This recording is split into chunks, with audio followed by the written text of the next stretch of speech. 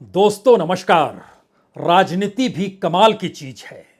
जब राजनीतिक ग्राफ गिरता है तो बचने के लिए कोई तिनका भी किसी कश्ती के समान लगता है और लगता यही है कि तिनके दर तिनके जोड़ते चले जाइए, एक कश्ती बन ही जाएगी जो 2024 में बेड़ा पार कर देगी। दरअसल ये हालात बीजेपी के भीतर के हैं। बीजेपी का राजनीतिक ग्राफ जिस तेजी से गिर रहा है उसे किन किन लोगों के सामने कैसे कैसे झुकना पड़ रहा है यह तो हर कोई देख रहा है। लेकिन गिरते ग्राफ के पीछे का सच क्या है, शायद इसे बहुत कोई अभी परख नहीं पा रहा है। और शायद इसीलिए कल जब बैठक होनी है दिल्ली में एनडीए की और दूसरी तरफ बेंगलुरु में बैठक होनी है यूपीए की, यही सोचा जा रहा है कि दरअसल बीजेपी तिनकों के आश्रय कह रही है हमारे पास 21 राजनीतिक दल हैं और दूसरी तरफ कांग्रेस यूपीए के आश्रय कह रही है हमारे पास 26 राजनीतिक दल हैं। तो इसका पहला सच तो यह जान लीजिए कि 2019 के चुनाव में जिन 21 दलों का सहारा बीजेपी को मिल रहा है, अगर सभी के वोट जोड़ दिए जाएं तो यह वोट भी सिर्फ 2 करोड़ 21 लाख होते हैं। और दूसरी तरफ कांग्रेस के साथ जो समूचा विपक्ष एकजुट हो रहा है उसमें अगर 20 दलों को जोड़ा जाए तो उनके वोटों की तादाद तकरीबन 13 करोड़ होती है। अब आप समझिए कि पहली बार ऐसी स्थिति चुनाव से ऐन पहले आकर इस देश के सामने खड़ी हो गई है, वह भी तिनके और किश्ती के आश्रय कि एक तरफ बीजेपी और उसके तमाम सहयोगी जिसे एनडीए कहते हैं सभी के वोट जोड़ दीजिएगा तो वह तकरीबन 25 करोड़ बनते हैं और दूसरी तरफ कांग्रेस और उसके तमाम विपक्षी राजनीतिक दलों के वोट जोड़ दीजिएगा तो यह भी तकरीबन 25 करोड़ बनते हैं। जबकि 2019 में 12 करोड़ वोट कांग्रेस को मिले थे, लगभग 23 करोड़ वोट बीजेपी को मिले थे। तो एक तरफ तिनके दर तिनके हैं और दूसरी तरफ कश्ती दर कश्ती है। लेकिन सच इतना महज नहीं है। सच यह है कि जो सर्वे निकल कर आया महाराष्ट्र के भीतर से, उसने पहली बार बीजेपी के उस पूरी रणनीति को धता बता दिया जिस रणनीति के आश्रय बीजेपी मानकर चल रही थी। शिवसेना को तोड़ दिया तो जीत आधी पक्की हो गई। उसके बाद एनसीपी को तोड़ दिया तो जीत पूरे तरीके से ठप्पा लग गया।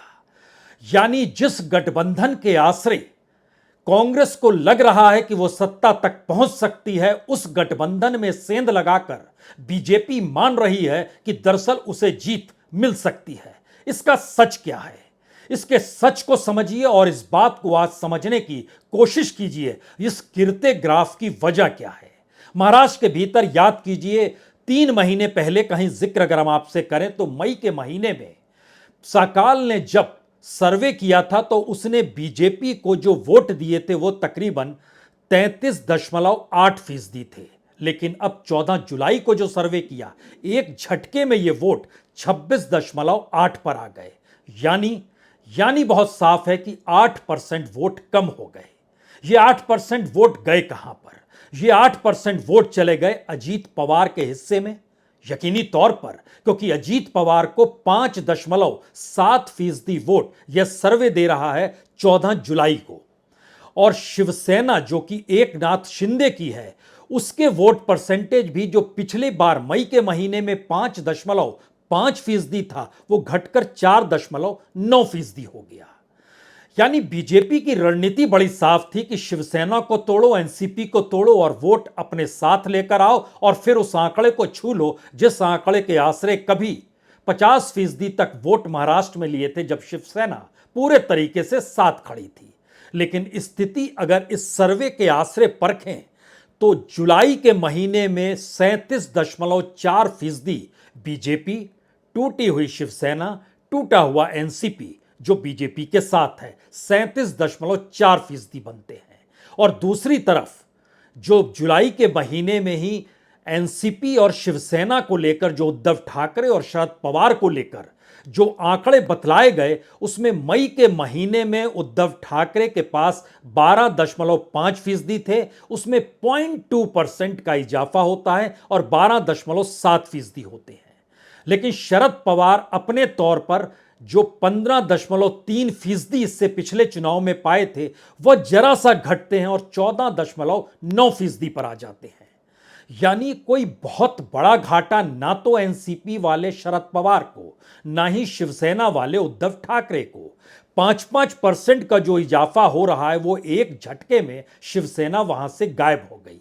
और शिवसेना जब गायब हुई है तो दूसरी तरफ जो एमवीए बना है, यानी जो गठबंधन कांग्रेस, शरद पवार और उद्धव ठाकरे का बना है, यह 46.7% पर आकर टिक जाता है।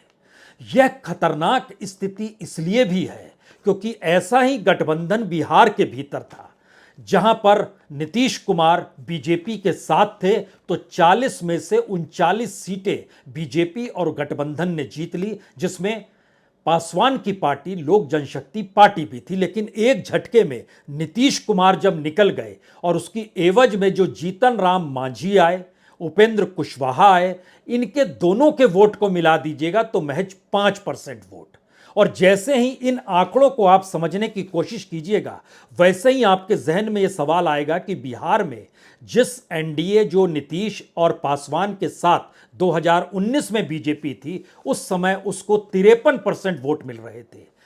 लेकिन एक झटके में यूपीए जो 30% वोट पर थी, जिसमें आरजेडी को लगभग 15.5%, आरएलएसपी जो शिफ्ट हो गई उसको 3.5%, हम जो जीतन राम मांझी की थी 2.5%, कांग्रेस को लगभग 7.5%।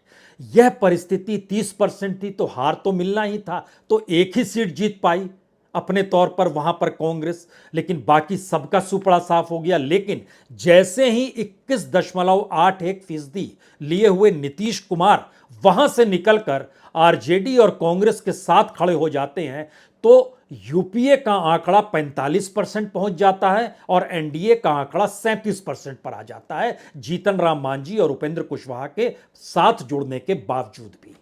सर्वे एक के बाद एक डरा रहा है, आंकड़े एक के बाद एक डरा रहे हैं। तो क्या तिनकों के आश्रय परसेप्शन बदलने की सोच है? और अगर इस परिस्थिति को उत्तर प्रदेश के भीतर ले जाएं, और उत्तर प्रदेश के भीतर की परिस्थिति को इसलिए जरूरी है समझना कि बीजेपी यहां 62 सीटों पर जीती और 49% वोट उसको मिले तब जब उसके साथ कोई बड़ा दल नहीं था, सिर्फ अपना दल था। लेकिन दूसरी तरफ समाजवादी पार्टी थी और बीएसपी थी गठजोड़ के साथ, और कांग्रेस अलग से चुनाव लड़ रही थी। लेकिन अगर ऐसे समीकरण, यानी राज्यों के भीतर 3-3 राजनीतिक दल एक साथ हो जाते हैं बीजेपी के खिलाफ, तो बिहार में, महाराष्ट्र में और उत्तर प्रदेश के भीतर भी यह समीकरण डगमगा जाएगा। डगमगाने का मतलब यह है कि एक झटके में लगभग 60 से 70 सीटें गंवा देगी बीजेपी, जो गठबंधन के 3 राज्य हैं, जहां की कुल मिला के 168 सीटें हैं, जिसमें से 102 सीट बीजेपी ने जीती है। अब अगला सवाल यह है कि यह ग्राफ गिर क्यों रहा है, और ग्राफ गिर रहा है तो इसके खतरे क्या हैं। तमाम राज्यों की परिस्थिति को अगर हम परखना शुरू करें, जिन तिनकों के आश्रय बीजेपी चल पड़ी है, उसको यह महसूस होने लगा कि जो ओबीसी का मसला है उसमें सेंध विपक्ष लगा रहा है, जो दलित का मसला है उसमें मायावती रहे या ना रहे उसके वोट बीजेपी के पास आ नहीं रहे हैं। अल्पसंख्यक समुदाय पहली बार एकजुट है बीजेपी को हराने को लेकर। तो आइए जरा इस सिलसिले को सिलसिलेवार तरीके से परखिए, तब जिक्र होगा। एक तरफ 21 दल, दूसरी तरफ 26 दल। एक तरफ 21 दल के हिस्से में सिर्फ 2.5 करोड़ वोट और दूसरी तरफ 26 दलों के हिस्से में लगभग 13 करोड़ वोट, जिसमें बीजेपी और कांग्रेस के वोट अलग अलग हैं। तो बाकी कौन सी राजनीति बची और कौन से राजनीतिक दल बचे जो 2024 के मुहाने तक पहुंचते पहुंचते अचानक एक झटके में मोदी को जीत दिला देंगे या फिर पूरे तरीके से धराशायी कर देंगे। और दूसरी तरफ या तो विपक्ष 1 to 1 की परिस्थिति में लाकर 100 की नीचे कहीं लाकर बीजेपी को खड़ा ना कर दे। अब आइए उस सिलसिले पर जिसका जिक्र 1 दर्जन कारण है इसके।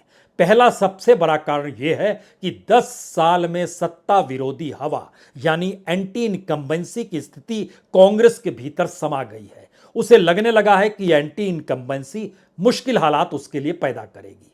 दूसरी परिस्थिति है, आरएसएस ने भी बता दिया अब मोदी का चेहरा काम नहीं करेगा। और जादू काम नहीं करेगा। जनता फैक्ट्स देखना चाहती है। 10 बरस के बाद इस देश की नीतियां और उसकी जिंदगी पर क्या असर पड़ रहा है, वो मुद्दे उभरकर सामने आ जाएंगे, जिसकी घबराहट बीजेपी के भीतर है। तीसरी परिस्थिति ओबीसी वोट बैंक का शिफ्ट होना है। कल तक प्रधानमंत्री मोदी भी ओबीसी थे और सीना ठोक कर गृह मंत्री अमित शाह कहने से नहीं चूकते थे, ओबीसी हमारे साथ ही आएगा। यहां तक कहा जाता था माइनस यादव कर दीजिए। लेकिन एक झटके में जैसे ही यह सवाल उठा कि आखिर जाति के हिसाब से जनगणना क्यों नहीं होनी चाहिए और ओबीसी को ज्यादा आरक्षण क्यों नहीं मिलना चाहिए, एक झटके में स्थिति नाजुक हो गई और यह परिस्थिति बीजेपी के भीतर और डर को समा गई। चौथी परिस्थिति अल्पसंख्यक यानी मुस्लिम, उसका एकजुट होना और वो एकजुट होकर बीजेपी को कौन हरा सकता है कॉन्स्टिट्यूएंसी वाइज, इसके आगे देखना कि इस देश में कौन हरा सकता है, हम उस दिशा में शिफ्ट करेंगे, यह पहली बार हो रहा है। यानी छत्रप माइनॉरिटीज वोट के आश्रय, मुस्लिम वोट के आश्रय जो खड़े थे, उनके सामने यह संकट आ गया। अगर वह इस देश के भीतर परिवर्तन नहीं कर सकते हैं तो फिर मुस्लिम वोट उनके साथ खड़ा नहीं होगा। इसीलिए विपक्ष की एकजुटता की उड़ान अखिलेश यादव ने बेंगलोर के लिए बढ़ी। इसीलिए ममता बनर्जी बंगाल से निकलकर बेंगलोर पहुंच गई। इसीलिए तेजस्वी यादव खामोशी के साथ और लालू यादव इस हकीकत को समझ रहे हैं, इसीलिए उड़ान बेंगलोर के लिए भरी गई है। पांचवी परिस्थिति है कि जो दलित और मायावती का वोट बैंक है, उसमें सेंध कौन लगाएगा, और जो सेंध लगाएगा उसके लिए तिनकों का सहारा बीजेपी ले रही है, जहां पर वो मानकर चल रही है कि अच्छा महादलित मांझी जुड़ गए, आने वाले वक्त में कुछ और को जोड़ा जाएगा। अभी ओबीसी में राजभर के जरिए सेंध लगाया गया, उपेंद्र कुशवाहा के जरिए लगाया गया, दारा सिंह चौहान को वापस ले आया गया, ये कहा जा रहा है और ये हो रहा है। लेकिन इसके पीछे की जो परिस्थिति वोटों की है, वो दरअसल इतनी ताकत दे नहीं पा रही है। और पांचवा हिस्सा इस दौर में निकल कर आता है कि मायावती के बाद छठा हिस्सा, विपक्ष अगर एकजुट है और ओबीसी आरक्षण के आश्रय वो बढ़ाने पर टिका हुआ है और कांग्रेस भी अब साथ खड़ी हो गई है, जाति की जनगणना को लेकर सभी मांग कर रहे हैं, तो यह बीजेपी के लिए मुश्किल सबब है, वो खुद को कहां खड़ा हुआ बताए। सातवीं परिस्थिति है कि जाति और समुदाय की राजनीति उत्तर प्रदेश और बिहार में तो हकीकत है, और यहां की 120 सीटों पर जो सेंध लगाई गई थी वो एक चेहरे के आश्रय सेंध लगाई गई, 2014 में भी और 2019 में भी। 19 तक योगी उस रूप में खड़े नहीं हुए थे, लेकिन मोदी इस रूप में जरूर खड़े थे जहां पर उनको दलित वोट भी मिल रहा था और ओबीसी का वोट भी मिल रहा था और जाति समुदाय में बटा हुआ समाज भी उनके हक में खड़ा था। लेकिन 10 बरस की एंटी इनकम्बेंसी जब डरा रही है तो ये वोट बीजेपी को अपने साथ, अपने बूते, चेहरे के आश्रय, एक नेता के जरिए बिल्कुल नहीं मिल रहा है। आठवीं परिस्थिति है कि बीजेपी के पास जो वोटों की एकजुट और एक मुश्त साथ रखने की जो स्थिति मोदी के आश्रय थी, वो पहली बार उन्हें अपने ही दायरे में फेल नजर आ रही है और उसकी सबसे बड़ा परीक्षण कर्नाटक में हो गया, वहां उन्हें चीजें फेल नजर आ गई। नौवीं स्थिति है कि एक एक सीट नहीं, पहली बार एक एक वोट के लिए बीजेपी को अपनी राजनीति को साधना पड़ रहा है। जो राजभर कल अपनी जुबा पर बीजेपी का नाम नहीं लेते थे और कहने से कतराते नहीं थे, भगवान भी आ जाए तो भी इनके साथ खड़े नहीं होंगे। जो चिराग पासवान, जिनका घर जब दिल्ली में जनपथ रोड पे छीना जा रहा था, उस वक्त उनकी जुबा पे जो कुछ था उसे दोहराने की जरूरत नहीं है। यहां तक कि मुख्तार अंसारी के बेटे जो राजभर की पार्टी के एमएलए हैं, उनको भी साथ लेने से गुरेज नहीं। छगन भुजबल ने क्या कुछ नहीं कहा बीजेपी को लेकर, अजीत पवार ने निशाना कैसे साधा यह भी बताने की जरूरत नहीं है। तो जिन जिन ने जिस जिस रूप में निशाना लिखाया, बीजेपी नतमस्तक है उनके सामने, क्योंकि गद्दी बचानी है और किसी भी हालत में गद्दी को गंवाना नहीं है। 10वीं परिस्थिति है कि विपक्ष के एकजुट होने का परसेप्शन जो इस देश में बड़ा हो रहा है, बीजेपी उससे घबराने लगी है। उसे महसूस होने लगा है कि एक परसेप्शन उसे भी डेवलप करना होगा। तो डेवलप करने की परिस्थिति में एक एक सीट वाले राजनीतिक दलों को साथ लेकर भी अपना आंकड़ा 21 तक पहुंचाने का जोर बीजेपी मार रही है, लेकिन उसके भीतर की हकीकत हम आपको बताएंगे।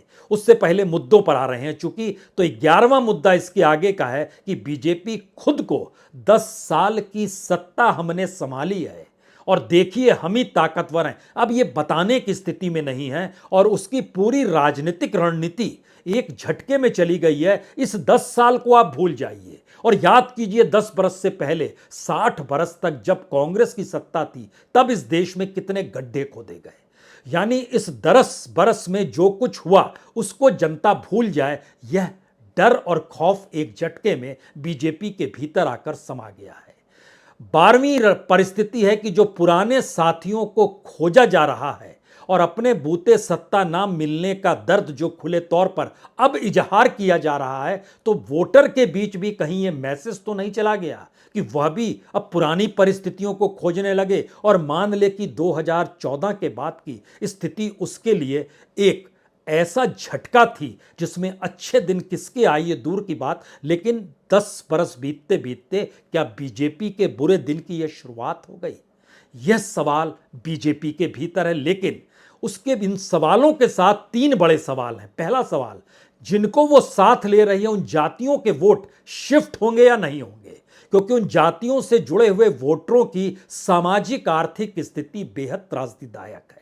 दूसरी परिस्थिति है जो एंटी इनकम्बेंसी की परिस्थिति है, जो एनडीए का हर छत्रप जो साथ खड़ा होगा कहीं उसको घाटा तो नहीं होगा, या फिर उसको अगर लाभ भी होगा तो वह बीजेपी का वोट ही तो नहीं चला जाएगा। जो एनालिसिस महाराष्ट्र में नजर सर्वे के जरिए आ रहा है कि लगभग 5.5% वोट अजीत पवार को मिल रहे हैं, लेकिन शरद पवार के सिर्फ 0.4% वोट कम हो रहे हैं और दूसरी तरफ बीजेपी के वोट बैंक में लगभग 8% का नुकसान हो रहा है। डर इस बात का भी है। और तीसरा यह है कि जनता वर्सेस मोदी की राजनीति इस दौर में ना शुरू हो जाए, क्योंकि विपक्ष बहुत फूंक फूंक कर अभी भी किसी नेता को सामने नहीं ला रहा है। वह मुद्दों के आसरे और इस देश की डेमोक्रेसी और कॉन्स्टिट्यूशन को लेते हुए महंगाई, बेरोजगारी, जिंदगी जीने की जद्दोजहद, इन मुद्दों को उभार रहा है। लेकिन बीजेपी जिस रास्ते चल पड़ी है या जिन परिस्थिति में इन 10-12 मुद्दों से हटकर अगर आप देखिए उसने किया क्या है और कितने राजनीतिक दल उसके साथ खड़े हैं। 21 राजनीतिक दलों का जिक्र है। अपना दल यानी अनुप्रिया पटेल, निषाद पार्टी यानी संजय निषाद, सुहेल देव भारतीय समाज पार्टी यानी ओम प्रकाश राजभर, ये तीनों उत्तर प्रदेश से आते हैं। इनके वोट को अगर जोड़िएगा तो इतने कम वोट आपके जहन में आएंगे, आप कहेंगे अच्छा इसकी लड़ाई लड़ रहे हैं। ये सारे तीनों पार्टियों के वोट 15 लाख भी नहीं पहुंचते हैं। बिहार के भीतर एलजेपी 2 हिस्सों में बटी हुई, चिराग पासवान और चचा हैं दूसरी तरफ। इनके वोट जो थे तकरीबन 32 लाख के थे, वह भी बट रहे हैं। हम जो है यानी जीतन राम मांझी, इनको लगभग 9.5 लाख वोट मिले थे। आरएलएसपी यानी उपेंद्र कुशवाहा, इनको वोट तकरीबन 14.5 लाख मिले थे। अगर इनको भी जोड़िएगा तो मामला इन दोनों बिहार यूपी के वोट जोड़ने पर भी आप 1 करोड़ का आंकड़ा नहीं छू पा रहे हैं। महाराष्ट्र के भीतर एकनाथ शिंदे और एनसीपी, एकनाथ शिंदे के हिस्से में जो वोट आता है 2019 की तुलना में वह 6,30,000 आता है। कुल वोट मिला था शिवसेना को 1,28,00,000 और इनके हिस्से में आता है 6,30,000। जो एनसीपी के अजीत पवार हैं, एनसीपी के हिस्से में लगभग 85 लाख वोट आए थे, लेकिन इनके हिस्से में आता है 4,84,000। आरपीआई यानी रामदास अठावले हैं, लेकिन उनके वोट ही नहीं है। उनके अपने कैंडिडेट बीजेपी के चुनाव चिन्ह पर लड़े थे, क्योंकि 2014 में उनको सिर्फ 0.9% वोट मिला था। अब आइए तेलंगाना के भीतर जनसेना पवन कल्याण, ये आंध्र प्रदेश में भी सक्रिय है। इसके आंध्र प्रदेश में 1 एमएलए है, लेकिन कुल वोट 19 लाख। हरियाणा के भीतर आइए दुष्यंत चौटाला, इनके वोटों की तादाद 6,19,000। तमिलनाडु में एआईडीएमके सबसे बड़ी पार्टी के तौर पर इनके साथ है, 83 लाख वोट है। टीएमसी जो वहां पर मौजूद है उसके हिस्से में 2,20,000 वोट हैं। एक आईएके एमके का जिक्र भी बीजेपी कर रही है तमिलनाडु की, यह भी हमारे साथ है।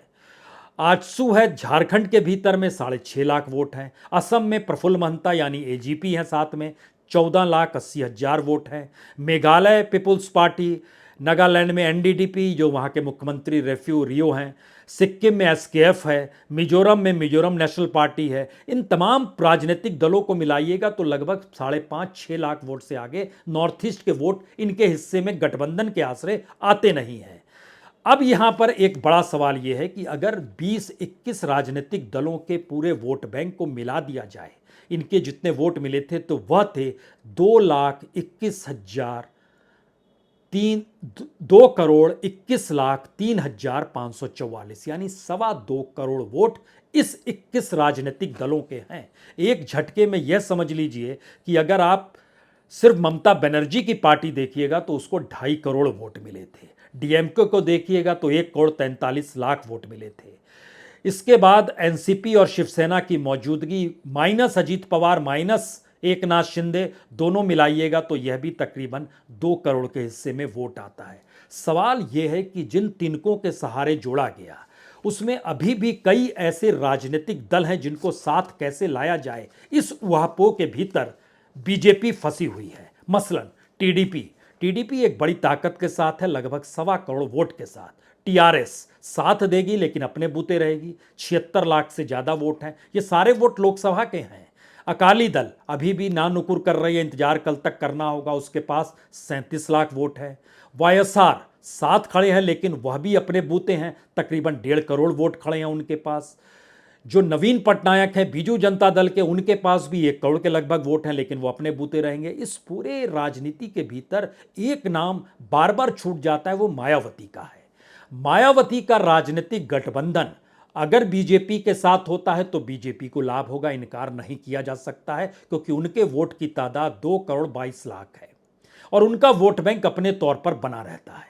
दूसरी तरफ अगर वो कांग्रेस उनसे समझौता कर लेती है तो फिर बहुत मुश्किल में बीजेपी उत्तर प्रदेश के भीतर आ जाएगी, क्योंकि वोट ट्रांसफर करने में कोई मुश्किल नहीं आएगी। जो मुश्किल समाजवादी पार्टी और बीएसपी के आरोप प्रत्यारोप में रहा कि आपका वोट बैंक हमारे यहां शिफ्ट नहीं होता है, जो मायावती ने कहा।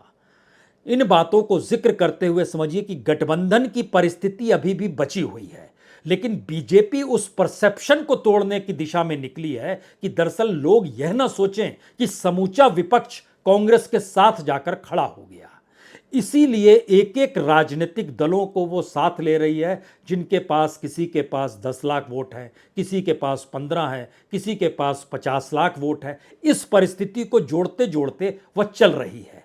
अब सवाल यह है कि उसे यह पता है कि बड़े राजनीतिक दल अगर टीडीपी साथ आ जाए, अगर अकाली साथ आ जाए तो फिर शायद परिस्थिति और ठीक हो जाएगी। लेकिन दूसरी तरफ इन परिस्थिति में अगर आप विपक्ष को देखिएगा तो एक झटके में जो 25 करोड़ वोट जो पूरे एनडीए के हैं, यानी बीजेपी के लगभग 22 करोड़ 90 लाख वोट, और उससे हटकर जो बाकी राजनीतिक दल जो उनके साथ खड़े हुए हैं उनके वोट जोड़कर जो 25 करोड़ वोट हो रहे हैं, 2.25 करोड़ और जोड़िए तो 5, यानी लगभग 25 करोड़ 25 लाख वोट फिलहाल एनडीए के हैं। और जैसे ही आप यूपीए में शिफ्ट करते हैं वैसे ही यह वोट की तादाद एक झटके में 25 करोड़ 70 लाख बन जाती है। यानी अभी की तारीख में दोनों परिस्थिति को पलटिएगा तो फिर विपक्ष एक साथ खड़ा है और वोटों की संख्या के आधार पर खड़ा है तो वह 20 लाख 30 लाख वोट ज्यादा के साथ खड़ा है। इसके बावजूद भी कि कांग्रेस से तकरीबन 10 करोड़ वोट बीजेपी को ज्यादा मिले थे और वह वोट बरकरार रखते हुए विपक्ष की एकजुटता, लेकिन जो हमने 10-12 कारण बताए उन कारणों के जरिए बीजेपी के वोट बैंक में कितना सेंध लग गया होगा, अब यह बताने की जरूरत होनी नहीं चाहिए जिस परिस्थिति में वो जी रही है। क्योंकि अजीत पवार कल तक करप्ट थे, आज करप्ट नहीं है। राजभर कल तक जुबां पे एक लिहाज से खारिजी करते रहे, जो शब्द थे वो शब्द बोलने लायक नहीं। चिराग पासवान जिस रूप में कहते रहे, हर कोई जिस रूप में बोलता रहा, सभी को साथ लाकर जिस परसेप्शन को खड़ा करने की कोशिश की जा रही है उसमें पहली बार 2024 की बनती हुई परिस्थिति 3 मैसेज को साफ दे रही है। पहला मैसेज साफ है, बीजेपी अपने बूते 2024 का चुनाव नहीं जीत सकती है। दूसरा मैसेज है, विपक्ष अगर एकजुट हो गया और सिस्टमेटिकली उसने अपने उन वोट को भी सहेज कर रख लिया और वोट ट्रांसफर करा दिया जो 2019 में वोट मिले थे, उसमें बढ़ोतरी का जिक्र भी नहीं कर रहे हैं। तो फिर एक परिस्थिति में 272 का आंकड़ा एक झटके में विपक्ष पार कर लेगा। और तीसरी परिस्थिति बीजेपी के लिए डराने वाली है, होश फाकता है उसके।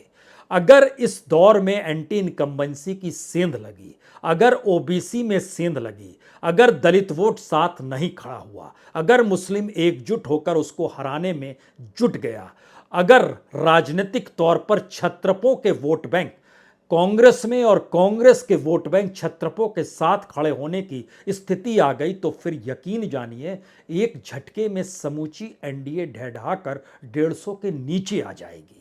और यही खौफ और यही डर बीजेपी के भीतर बड़ा होते चला जा रहा है, इसीलिए वह किसी के सामने भी झुकने को तैयार है। और इस बीच बेंगलोर में जो पहुंचे हैं उसमें तमाम नेताओं की पूरी फहरिस्त, सोनिया गांधी की मौजूदगी, राहुल की मौजूदगी, उसमें शरद पवार कल पहुंचेंगे, सुप्रिया सुले पहुंच गई, उद्धव ठाकरे, आदित्य ठाकरे, फारूक अब्दुल्ला, महबूबा, ममता बनर्जी, केजरीवाल, सीताराम येचुरी, डी राजा, स्टालिन, अखिलेश यादव, हेमंत सोरेन, तमाम लोग पहुंच गए हैं। और ये मैसेज दिल्ली के लिए खतरे की घंटी है। उसको उस परसेप्शन को जीना है जिस परसेप्शन के आसरे उसे भी 2-3 काम करने हैं। मंत्रिमंडल पूरा बदल डालो, गठबंधन की सियासत में विपक्ष जो भी साथ में आना चाहे आ जाए, दरवाजा खोल डालो। और तीसरी परिस्थिति, अपने आप के कद को बनाए रखने के लिए अगर अपने कद को ही दंडवत करना पड़े तो हो जाओ।